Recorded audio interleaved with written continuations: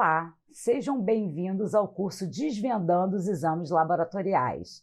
Exames laboratoriais de sangue, eu me chamo Andresa Martins.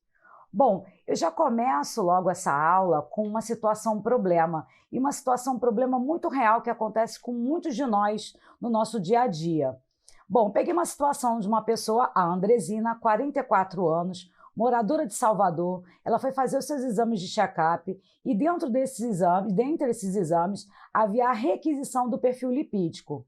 Instruíram a paciente de fazer jejum de 12 horas, mas a mesma se atrapalhou com os horários e acabou passando das 16 horas. Na hora da anamnese pré-coleta, relatou que estava a apenas 12 horas de jejum. Quando os resultados dos exames saíram, ela ficou assustada com o valor do seu triglicerídeo, não entendendo que estava errado, afinal, ela estava se alimentando bem. Diante da situação, eu pergunto, qual seria uma das possíveis explicações para o aumento do triglicerídeo? Poderia ser fisiológico? Exemplifique. Bom, então hoje o nosso bate-papo vai ser sobre exames laboratoriais, desvendando exames laboratoriais, e a gente vai ver que situações como essas são extremamente corriqueiras, mas que podem atrapalhar o resultado final, obviamente, de um exame. Vamos seguindo? Bom, então vamos desvendar os exames laboratoriais? O que será abordado aqui? Fique ligado, tá? Os exames laboratoriais, a gente vai estar falando sobre isso, as 3 fases dos exames laboratoriais, sensibilidade e especificidade, porque a gente vai usar esses termos durante todo o nosso curso de atualização, tipos de amostras, coleta, biossegurança e quais os principais interferentes. Vamos lá? Bom, então, primeiro de tudo, a gente precisa entender o que são exames laboratoriais. Eles são conjuntos de exames e testes, certo? Bom, que são feitos dentro de laboratórios, podem ser feitos também de laboratórios que são inseridos dentro de uma unidade hospitalar, mas não importa. Com a finalidade de quê? Diagnóstico, confirmação de uma patologia, para um check-up, para exames de rotina mesmo, triagem e até mesmo pesquisa. Nas fases os exames laboratoriais, eles vão ser divididos em fases, até para que a gente tenha um entendimento melhor. Didaticamente, a gente, não só didaticamente, isso na prática também, a gente divide eles em fases. Então, quais são essas 3 fases dos exames laboratoriais?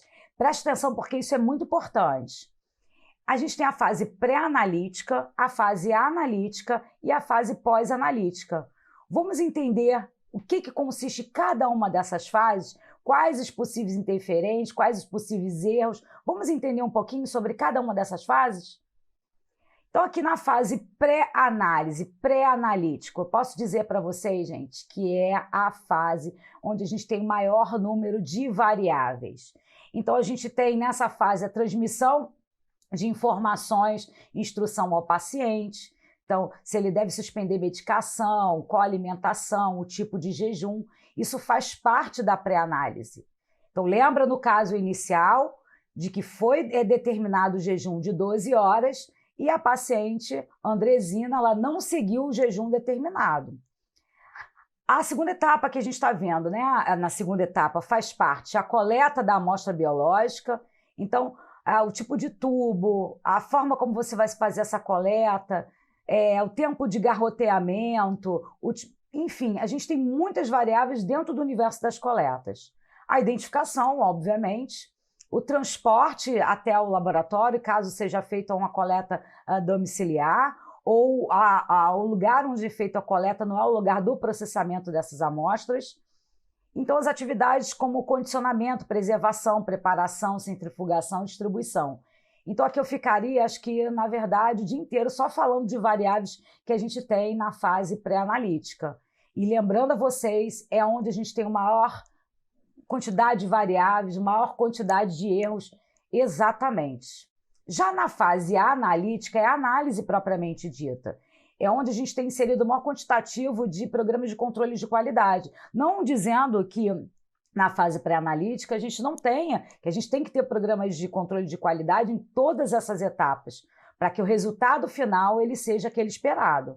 Bom, então é nessa fase que a gente